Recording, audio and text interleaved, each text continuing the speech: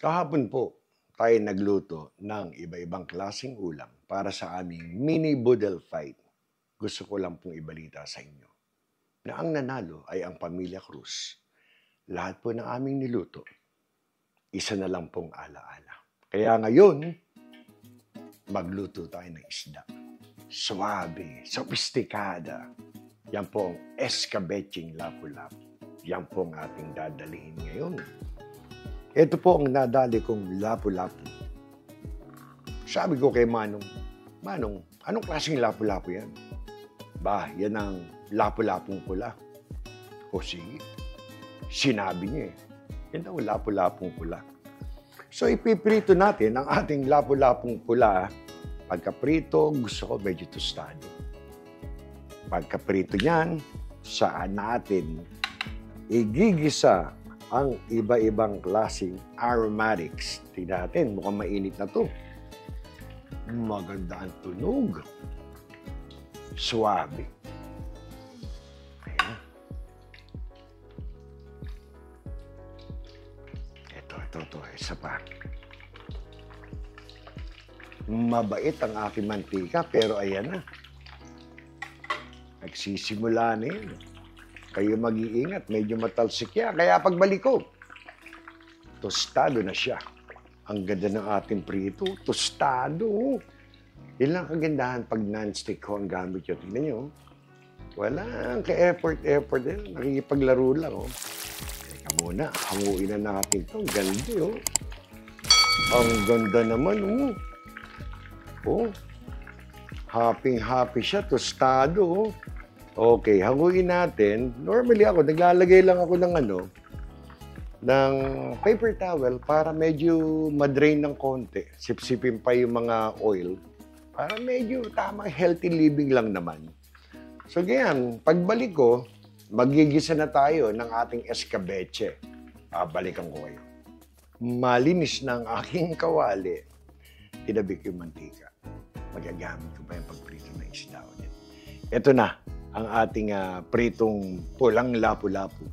Pero bago yan, bago tayo maggisa, gusto ko sanang ipaalala sa inyo yung ating parating na raffle.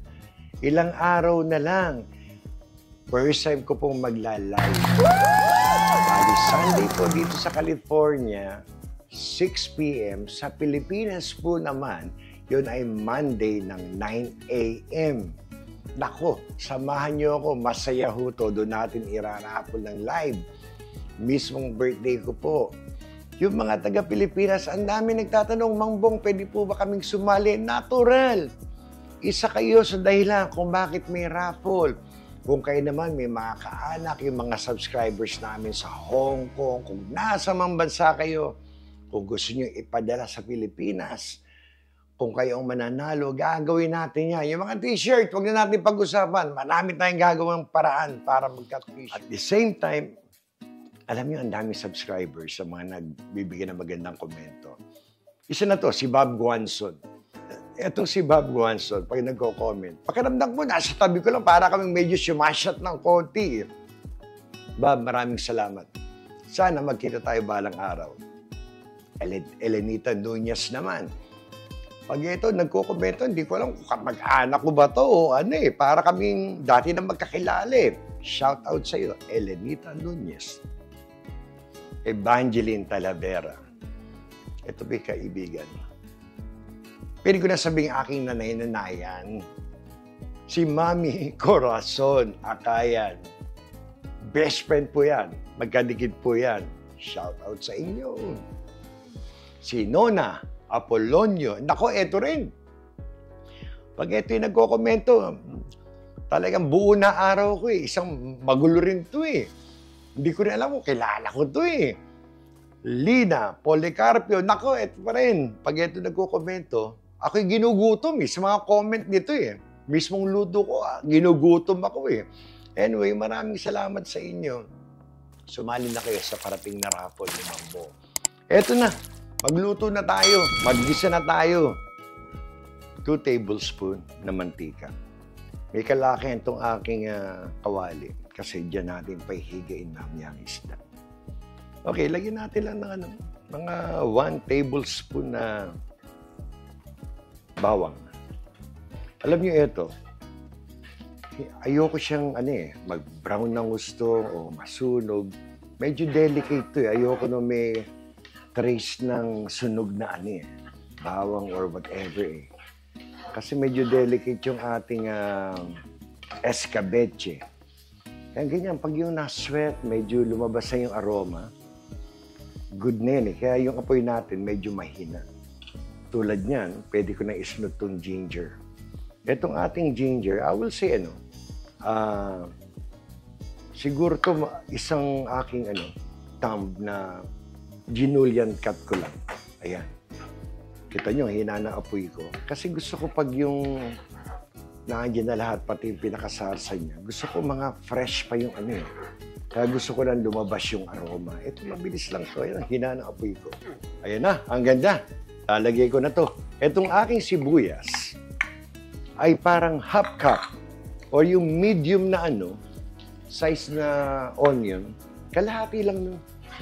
Parang half cup lang. Eto na, gumugulong na sila. Alam niyo, medyo nag-brown pa nga ng konti yung aking bawang eh. Okay na yan. Ayan lang, nagsesweat lang.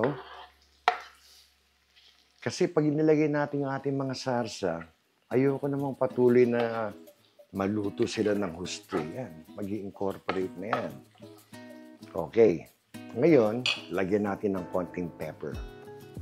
Konti lang naman itong gagawin natin. I will say half teaspoon lang na pepper. Ayan. Half teaspoon. Lagyan ko lang ng konting patis. Konti lang. Half teaspoon. Yan. Konting halo. Kaya half teaspoon na na patis. Kasi lalagyan ko pa ito ng toyo, pang lasa, pang pakulay din. Ganyan lang mahinang apoy lang. Mahina, bango. Ito ngayon.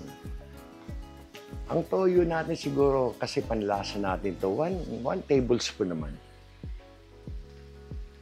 Ayan. Konti pa. 1 tablespoon. Bango. Ayan na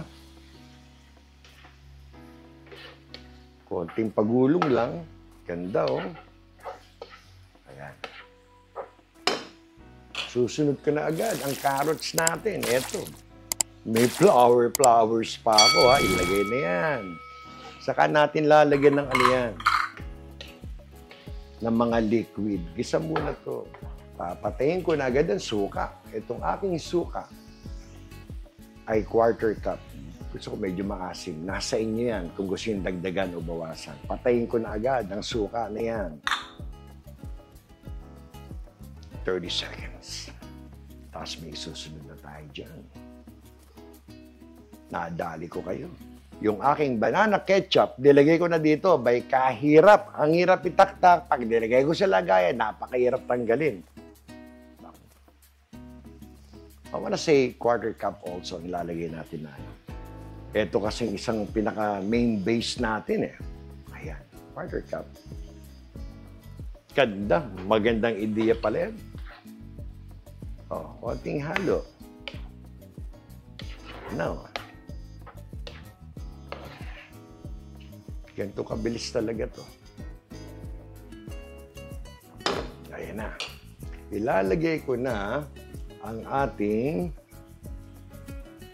red and green bell pepper. Ang gandang tignan,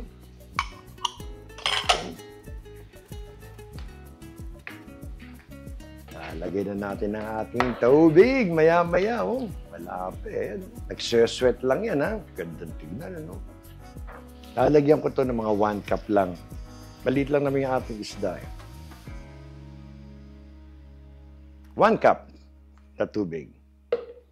Haluin uli natin. Ayokong lakasan yung apoy kasi maliligis yung aking mga Ang ganda, Kukontrahin natin ngayon ang ating suka. Kasi masarap, medyo manamis-namis din, 2 teaspoon na white sugar. 2 teaspoon. Lagay natin dyan. Nahalo ulit. Bago ko lagyan ng ating pampalapot, yung ating slurry, Titikman natin muna ng konti. Ang ganda ng kulay, oh. Mamula-mula. Yan lang gusto ko sana eh. Escabeche, ayoko naman ng sobrang pula. Hinalo ng konti. Mabilis lang lutuin ito. Ang kulay, ang ganda, oh.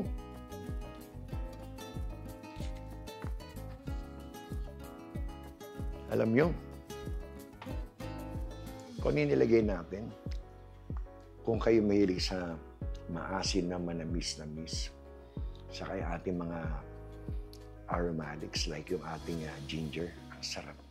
Ito ngayon, bago ko ilagay ang ating pampalapot, alam nyo, kanina marami itong pineapple chunks na yun. Siguro naka-anim ako. Hindi ko na mailalahat. Gusto ko lang yung ating escabeche. Hindi naman sweet and sour, pero merong pahiligo ako sa sa pineapple. Yan, kahit ganyan lang ha. O, nakaitira ko pa yan. Lagay natin dito. Hahaluin ko lang yan. Lalagyan natin ng pampalapot. Done na yan. Ang sarap nung ano. Parang nanabik ako sa escabeche. Paano naman yung aming boodle fight? Pero masarap. Tinalo namin. Hindi nakaporma sa amin. Ayan, no. Oh. Ang ganda ho, ano?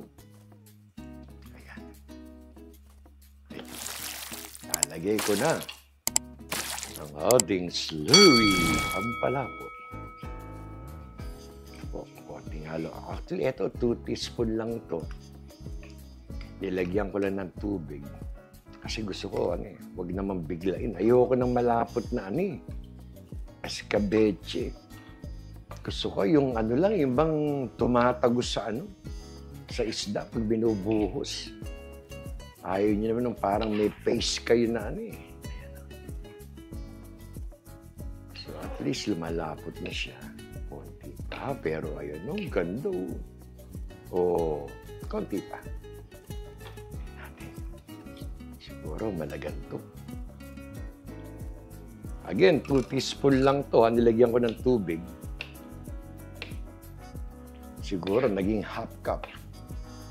Yung etong slurry. Ayan na yung. Parang eto lang yung gusto kong lapot. Teka, bibitawan ko to. Baka mamaya ay magpaglagay pa. Naku, ganda naman. Oh. Yan lang ang gusto ko. Ganyan lang. Oh. Alam niyo, tumatagos sa isda pag binuhos ninyo. Ayan. Ito, may iba-ibang estilo. Pwede nyo namang luto na yung isda, ibubuhos nyo to. Pero nakita ko sa nanay ko, gusto ng nanay ko, hinaan ko lang yung apoy. Gusto ng nanay ko, inilalagay muna dyan. Ayan. Ayan. Sa kanya paliliguan, bibilingin, nagagalit yung aking apoy. Ito, pasisip-sipin muna ng nanay ko yan, ganyan. Sa kanya uli hahanguin yan. Hayaan daw na tumagos lahat ng sarsa. Pero kung type ninyo na yung inyong isda na prito na sa kanya ibubuhos, wala masama. Masarap din yun. Kaso ito nakagawian ko ayan. So ngayon, sumipsip na siya.